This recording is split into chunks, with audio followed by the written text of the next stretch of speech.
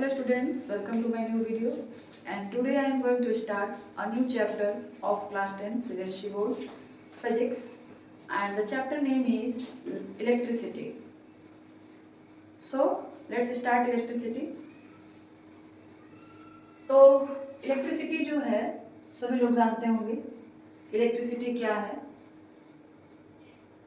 और electricity chapter जो है एनसीईआरटी की ही बुक में कोई जो थोड़ी पुरानी है उसका लेसन नंबर 2 इलेक्ट्रिसिटी है, किसी बुक में लेसन नंबर 2 ह्यूमन आई दिया हुआ है। ठीक है, तो अगर किसी बुक में ह्यूमन आई 2 चैप्टर है तो कोई दिक्कत नहीं है, हम लोग ह्यूमन आई भी पढ़ेंगे। हमारी बुक में जो है 2 चैप्टर जो दिया गया है वो इलेक्ट्रिसिटी है, इसलिए हम लोग इलेक्ट्रिसिटी ही पढ़ रहे हैं। इसके बाद हम लोग ह्यूमन आई को देखेंगे। ठीक है, तो चलिए देखते हैं कि इलेक्ट्रिसिटी क्या है। Electricity is form of energy. Electricity is form of energy and it can be produced from other type of energy. For example, energy of chemical reaction. Chemical reaction के थ्रू भी एनर्जी क्रिएट होती है, energy बनती है। ठीक है, तो energy क्या है? It is form of electricity. Electricity क्या है? It is form of energy. Electricity is form of energy. कुल मिलाकर सिंपल भाषा में आप ये कह सकते हो, electricity is form of energy. ठीक है। Second, discovery of electricity. Discovery of electricity के बारे में कुछ कंफर्म इंफॉर्मेशन नहीं है किसी के पास कि जो इलेक्ट्रिसिटी हुई, इलेक्ट्रिसिटी की डिस्कवरी हुई, कब हुई, कैसे हुई, लेकिन ये माना जाता है कि जो इलेक्ट्रिसिटी की डिस्कवरी हुई बेंजामिन फ्रैंकलिन ने की थी। हालांकि बेंजामिन फ्रैंकलिन ने भी जब इलेक्ट्रिसिटी की खोज की तो उन्होंने कहा कि जो चार्ज है उसी को हम लोग इलेक्ट्रिसिटी कहते हैं। जो चार्ज है उसी को हम लोग इलेक्ट्रिसिटी कहते हैं। और there are 2 types of charge. तो इसी चार्ज को जो बेंजामिन फ्रैंकलिन थे उन्होंने इलेक्ट्रिसिटी का नाम दे दिया। There are 2 types of electricity, positive and negative. ठीक है, बाद में फिर आगे चल करके इसको चार्ज ना कर करके इलेक्ट्रिसिटी कहा जाने लगा। तो कुल मिला के आप सिंपल वे में ये कह सकते हैं कि electricity is discovered by Benjamin Franklin. हालांकि बेंजामिन फ्रैंकलिन ने चार्ज की डिस्कवरी की थी, तो चार्ज से ही इलेक्ट्रिसिटी का फॉर्मेशन हुआ है। इसलिए हम लोग ये भी मान लेते हैं कि जो इलेक्ट्रिसिटी है उसकी भी डिस्कवरी बेंजामिन फ्रैंकलिन ने ही की थी। क्लियर है? Types of charge. There are 2 types of charge, positive charge and negative charge. एक एटम के अंदर जो भी फंडामेंटल पार्टिकल्स होते हैं 3 होते हैं, इलेक्ट्रॉन, प्रोटॉन एंड न्यूट्रॉन। जो प्रोटॉन होता है उसके ऊपर पॉजिटिव चार्ज होता है और जो इलेक्ट्रॉन होता है उसके ऊपर नेगेटिव चार्ज होता है। बाकी जो न्यूट्रॉन है उस पर कोई चार्ज नहीं होता है। न्यूट्रॉन जो होता है वो न्यूट्रल होता है, डल होता है, उसके ऊपर कोई चार्ज नहीं होता है। लेकिन प्रोटॉन के ऊपर पॉजिटिव चार्ज यानी इलेक्ट्रॉन के ऊपर नेगेटिव चार्ज होता है। ठीक है, तो वही चीजें यहाँ पे लिखी गई हैं। Positive charge and negative charge 2 types के चार्ज होते हैं। चार्ज जो होते हैं 2 टाइप्स के होते हैं, पॉजिटिव एंड नेगेटिव। प्रोटॉन पे पॉजिटिव चार्ज एंड इलेक्ट्रॉन पे नेगेटिव चार्ज, न्यूट्रॉन पे कोई चार्ज नहीं। Now properties of electric charge. जो चार्ज होते हैं उसी को हम लोग इलेक्ट्रिक चार्ज भी कहते हैं। उसकी प्रॉपर्टीज क्या क्या होती हैं? पहला, लाइक चार्ज अट्रैक्ट,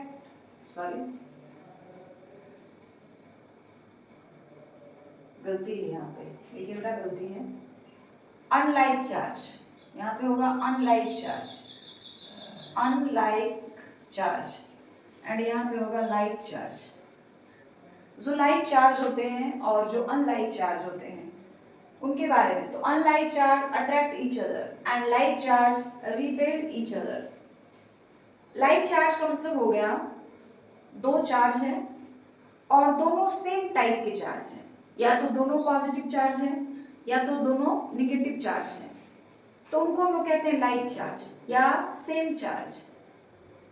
तो सेम चार्ज जब होता है ना, उन दोनों चार्ज के बीच हमेशा एक दूसरे को क्या करते हैं, डिस अट्रैक्ट करते हैं, अट्रैक्ट नहीं करते हैं, डिस अट्रैक्ट करते हैं। वो दोनों एक दूसरे को रिपेल करते हैं, एक दूसरे से दूर हटते हैं। जैसे आपने चुंबक देखा होगा, मैग्नेट, मैग्नेट के 2 पोल्स होते हैं, north pole and south pole.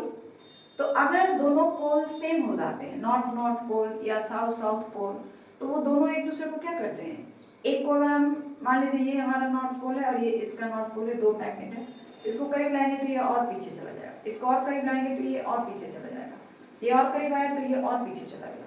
तो इसको हम लोग कहते हैं डिस अट्रैक्टिव करना, एक दूसरे को रिपेल करना। तो लाइक चार्ज क्या करते हैं, एक दूसरे को रिपेल करते हैं, एक दूसरे से दूर हटते हैं। लेकिन जो अनलाइक चार्ज होते हैं वो दोनों एक दूसरे को अट्रैक्ट करते हैं। चुंबक की बात कर लीजिए, अगर एक का नॉर्थ पोल है और एक का साउथ पोल है, तो एक को थोड़ा सा करीब लाएंगे तो दूसरे को अपने आप वो अट्रैक्ट करके खींच लेगा, अपनी तरफ खींच लेगा और दोनों एक दूसरे के करीब आ जाएंगे। तो ये अनलाइक जो चार्ज होते हैं उनकी प्रॉपर्टीज हैं कि जो अनलाइक चार्ज होते हैं एक दूसरे को अट्रैक्ट करते हैं, अट्रैक्टिव नेचर के होते हैं, और जो सेम चार्ज होते हैं यानी लाइक चार्ज होते हैं वो दोनों एक दूसरे को रिपेल करते हैं। तो ये जो चार्ज है उसकी पहली प्रॉपर्टी होगी, ठीक है। दूसरी प्रॉपर्टी क्या है बेटा, देखते हैं थोड़ा। The force between 2 charge is given by, 2 charge हैं, हमें ये नहीं मालूम है कि दोनों चार्ज जो हैं पॉजिटिव है कि नेगेटिव है, ठीक है। अगर दोनों चार्ज पॉजिटिव है, सेम चार्ज है, तो उनके बीच फोर्स ऑफ रिपल्सन होगा, दोनों एक दूसरे से दूर हटेंगे। मान लीजिए हमारे पास 2 चार्ज हैं, Q1 और यहाँ पर है Q2, ठीक है। दोनों के बीच की जो दूरी है, डिस्टेंस है, इसको हमने R बोला है, R, ठीक है। दोनों के बीच का जो डिस्टेंस है वो R है। तो अगर ये दोनों चार्ज सेम है तो उनके बीच फोर्स ऑफ रिपल्सन होगा, और अगर ये दोनों चार्ज अलग अलग है, अनलाइक चार्ज है, तो इनके बीच फोर्स ऑफ अट्रैक्शन होगा। अब बेटा कोई आपसे ये पूछे कि इन दोनों चार्ज के बीच जो फोर्स ऑफ अट्रैक्शन लग रहा है या जो फोर्स ऑफ रिपल्सन लग रहा है वो कितना होगा, उसकी वैल्यू कितनी होगी, तो ये आप कैसे कैलकुलेट करोगे। इसके लिए कूलॉम्स जो थे, एक साइंटिस्ट थे, उन्होंने एक फॉर्मूला दिया कि अगर 2 चार्ज हैं, दोनों के बीच फोर्स ऑफ अट्रैक्शन या फोर्स ऑफ रिपल्सन जो होगा वो कितने के बराबर हो जाएगा, K Q1 Q2 by R square. Q1 Q2 क्या है, दोनों चार्जेस के वैल्यूज हैं, और R क्या है, दोनों चार्जेस के बीच का डिस्टेंस है। तो कूलॉम्स ने ये बताया कि 2 चार्ज हैं, दोनों के बीच जो फोर्स है, चाहे वो फोर्स ऑफ अट्रैक्शन हो चाहे वो फोर्स ऑफ रिपल्सन हो, वो कितने के बराबर होता है, K Q1 Q2 in by R square. Q1 Q2 क्या जो है, चार्ज के अमाउंट्स हैं, R क्या है, उन दोनों चार्ज के बीच का डिस्टेंस है, एंड K इज कांस्टेंट, ठीक है। तो कुल मिलाकर आप ये कह सकते हैं कि 2 चार्ज होते हैं, दोनों के बीच का जो फोर्स ऑफ अट्रैक्शन या रिपल्सन होता है उसको हम लोग कैसे निकाल सकते हैं, F is equal to K Q1 Q2 by R square. तीसरी प्रॉपर्टी क्या है, इलेक्ट्रिक चार्ज इज कंजर्व्ड। इसका मतलब ये है ना बेटा कि जो इलेक्ट्रिक चार्ज होते हैं, अभी हमने बताया 2 टाइप्स के होते हैं, पॉजिटिव एंड नेगेटिव। ये दोनों चार्ज जो होते हैं ना, ये कंजर्व्ड होते हैं, मतलब चार्ज को ना तो हम लोग क्रिएट कर सकते हैं और ना ही डिस्ट्रॉय कर सकते हैं। चार्ज को हम लोग बना भी नहीं सकते और नष्ट भी नहीं कर सकते, खत्म भी नहीं कर सकते। जितनी अमाउंट में चार्ज पहले था आज भी उतना ही है, उसको ना तो हम क्रिएट कर सकते हैं एंड ना ही उसको डिस्ट्रॉय कर सकते हैं। Charge can not be created and not be destroyed. Clear है, ये इसकी प्रॉपर्टी क्या है कि इलेक्ट्रिक चार्ज इज कंजर्व्ड। वो जितना था उतना आज भी है, सुरक्षित है, उसको हम लोग खत्म नहीं कर सकते या उसको बना नहीं सकते, ठीक है ना। आगे बढ़े, फोर्थ प्रॉपर्टी क्या कहती है बेटा, electric charge is additive, that is total charge is the algebraic sum of individual charge। मतलब ये बेटा कि कोई ऑब्जेक्ट है, उस पे बहुत सारे छोटे छोटे चार्जेज, ठीक है, तो उसका अगर आपको टोटल सम निकालना हो तो हम लोग क्या करेंगे, जितने भी चार्जेज हैं उन सबों को ऐड कर देंगे, तो वो जो आएगा ना टोटल चार्ज के इक्वल हो जाएगा। कभी कभी ऐसा होता है कि टोटल चार्ज जो होता है, अगर उसमें जितने भी, जैसे मान लीजिए हम लोग कहते हैं कि एटॉमिक मास क्या होता है कि सम ऑफ प्रोटॉन एंड न्यूट्रॉन, इन दोनों के जो मासेस हैं उनके सम के बराबर होता है जो एटॉमिक मास होता है, लेकिन रियली में ऐसा होता नहीं है। Sum of electron and proton, sum of proton and neutron जो होता है, मतलब प्रोटॉन और न्यूट्रॉन का जो मास का सम होता है वो न्यूक्लियस के मास के बराबर नहीं होता है, तो वो टोटल चार्ज जो होता है sum of proton and neutron के मास के इक्वल नहीं होता है, तो वो वाली चीज यहाँ नहीं होती है। यहाँ पे ये है कि जो जितने भी छोटे छोटे चार्जेस हैं किसी ऑब्जेक्ट पे, उन सारे चार्ज को अगर हम लोग ऐड करें तो वो टोटल सम के बराबर हो जाता है, ठीक है। पांचवी प्रॉपर्टी क्या है बेटा, electric charge is quantized. Electric charge जो होते हैं वो क्वांटाइज्ड होता है, यानी Q is equal to N into E। अब ये Q क्या है, चार्ज है, Q को हम लोग क्या कहते हैं बेटा, चार्ज कहते हैं। चार्ज को हम लोग किससे डिनोट करते हैं, Q से डिनोट करते हैं, ठीक है। तो आप चाहो तो यहाँ लिख लो बेटा, आपको आसानी होगी याद करने में। चार्ज N क्या है, N is equal to plus minus 1 plus minus 2 plus minus 3, और E क्या है बेटा, E is equal to 1.6 into 10 के पावर माइनस 19 कूलाम। कूलाम जो है चार्ज का एसआई यूनिट है, और एक इलेक्ट्रॉन पे कितना चार्ज होता है बेटा, 1.6 इंटू 10 के पावर माइनस 19 कूलाम। ये एक इलेक्ट्रॉन पर चार्ज होता है। प्रोटॉन पे उतना ही चार्ज होता है, एक प्रोटॉन जो होता है, एक प्रोटॉन पे जो चार्ज होता है वो होता है 1.6 इंटू 10 के पावर माइनस 19 कूलाम, लेकिन एक इलेक्ट्रॉन पे जो चार्ज होता है वो कितने के बराबर होता है बेटा, माइनस 1.6 इंटू 10 के पावर माइनस 19 कूलाम।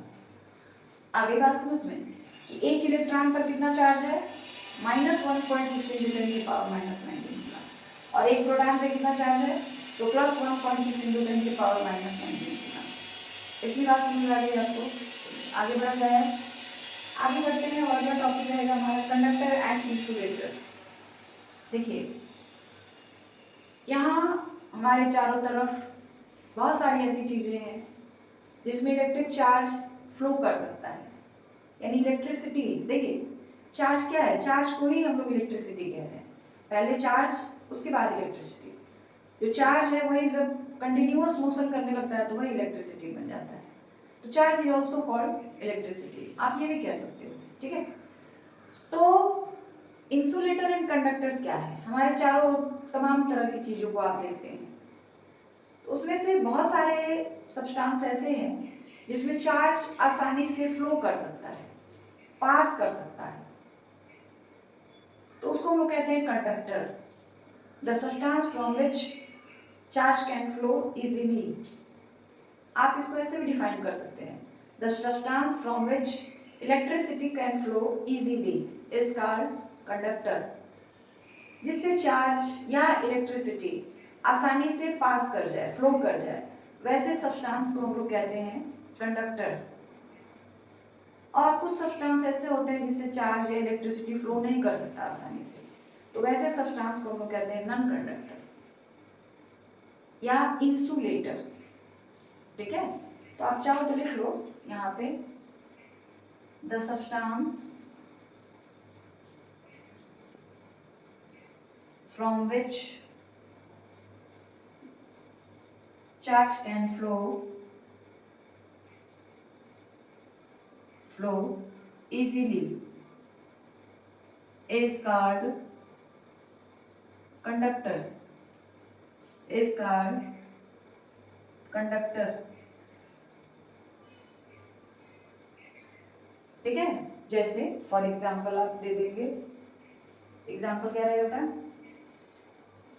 मान लीजिए जितने भी मेटल्स होते हैं, all the metals are good conductor of electricity या चार्ज। एल्युमिनियम, फेरस, गोल्ड, गोल्ड को हम लोग AU लिखते हैं, कॉपर CU, ये सारे जो है ना कंडक्टर्स हैं, लेकिन जिसमें चार्ज आसानी से फ्लो नहीं कर सकता, पास नहीं कर सकता, वैसे सब्सटेंस को हम लोग कहते हैं नॉन कंडक्टर या इंसुलेटर। फॉर एग्जाम्पल वुड, लकड़ी, लेदर, चमड़ा, प्लास्टिक, ये सारी चीज़ें जो है नॉन कंडक्टर है, या फिर इन्हीं को हम लोग इंसुलेटर भी कहते हैं।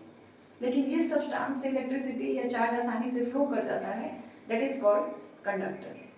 कुछ सब्सटेंस ऐसे भी होते हैं ना जिससे कभी कभी चार्ज जो होता है, इलेक्ट्रिसिटी जो होता है वो फ्लो करता है और कभी कभी नहीं कर पाता है, तो वैसे सब्सटेंस को हम लोग कहते हैं सेमी कंडक्टर। ठीक है, तो आप ये कहिए कि जो सब्सटेंस है वो तीन तरह से डिवाइड, मतलब तीन तरह के होते हैं, conductor, non conductor and semi conductor. Conductor from which charge can flow easily, जिससे चार्ज आसानी से फ्लो करता है। फॉर एग्जाम्पल देखिए एल्युमिनियम, फेरस, गोल्ड, कॉपर, ये सारी चीजें। Non conductor, the substance from which electricity can not flow easily, जिस सब्सटेंस से इलेक्ट्रिसिटी फ्लो नहीं कर पाता है उसको हम लोग कहते हैं नॉन कंडक्टर। एंड एक होता है, या नॉन कंडक्टर को हम लोग इंसुलेटर भी कहते हैं, और एक होता है सेमी कंडक्टर। कभी कभी उसमें इलेक्ट्रिसिटी पास हो जाती है, कभी कभी इलेक्ट्रिसिटी पास नहीं हो पाती है। फॉर एग्जाम्पल आप बम्बू देखिए, बांस जिसको कहते हैं, बांस जब तक हरा होता है, कच्चा होता है, सूखा नहीं होता है, तब तक उसमें चार्ज फ्लो करता है। लेकिन जब वही बांस सूख जाता है, बिल्कुल पक जाता है, तो फिर उसमें इलेक्ट्रिसिटी या चार्ज फ्लो नहीं करता है, तो उसको हम लोग कहते हैं सेमी कंडक्टर। पीरियोडिक टेबल में भी कई सारे सेमी कंडक्टर्स आपको दिख जाएंगे, जैसे जर्मेनियम, Ge, सिलिकॉन, आर्सेनिक, ये सारे सेमी कंडक्टर्स हैं। ठीक है, तो ये चीजें आपको क्लियर हो गई कि इलेक्ट्रिसिटी क्या है, चार्ज क्या है, चार्ज की प्रॉपर्टीज क्या हैं, सारी बातें क्लियर है। आगे बढ़ा जाए अब, चलिए। Now the topic is types of electricity. Two types of electricity, first is static electricity and second is current electricity. Static electricity क्या होता है? It is branch of physics in which we study about charge which is at rest position.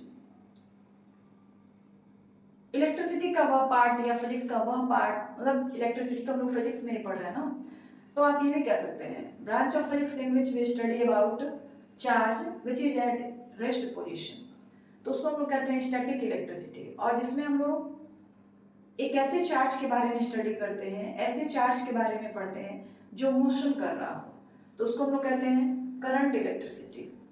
ये आपको, इसी को जो static electricity है ना, इसी को हम लोग इलेक्ट्रोस्टैटिक्स भी बोलते हैं।